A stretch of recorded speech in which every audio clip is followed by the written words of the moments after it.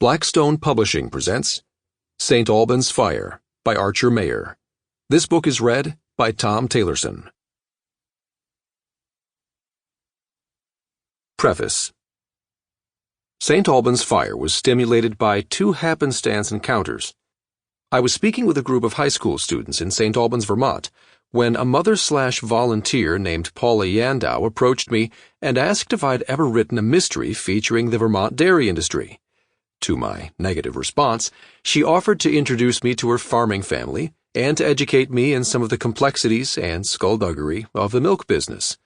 It was an offer too generous to turn down. As with most of my books, however, I soon began looking for an additional layer to add to the plot's overall richness. That was when there was, quite literally, a knock on my door, and a gentleman named Jeff Cartwright, seeking an autograph on a book, announced himself to be the Essex County, New Jersey prosecutor in charge of the Newark arson task force. Simply hearing his job title was inspiration enough. I immediately thanked him for fleshing out the entire second half of my current book. "You're writing about arson investigation?" he asked, surprised by the coincidence. "No," I responded. "I'm writing about dairy farming in northwestern Vermont. This is perfect." And so I hope you'll agree. It is. Archer Mayer, August 2012, Vermont. Chapter 1. Bobby Cutts lay on his bed, watching the bedroom ceiling, its shadowy surface painted by the downstairs porch light in a pattern he'd known forever.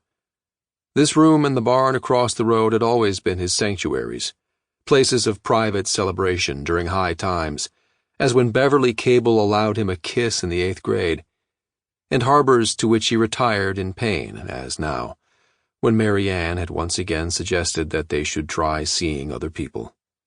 He hated that euphemism, knowing too well what it meant. Mary Ann and he had been dating for a year, and it had happened twice already, counting this one. In fact, he'd been the one being seen when they first met, as she was dumping Barry Newhouse. He remembered the groping at the drive-in, the more serious stuff on her uncle's office couch one afternoon, and finally those hours in complete silence in her bedroom as her parents slept down the hall. Recalling that night, the smells of her, the taste of her kisses, her willingness at last to let him remove all her clothes, ran at odds with his frustration now, lust interfering with indignation.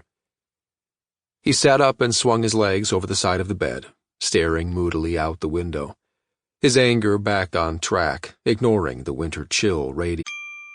Sample complete. Ready to continue?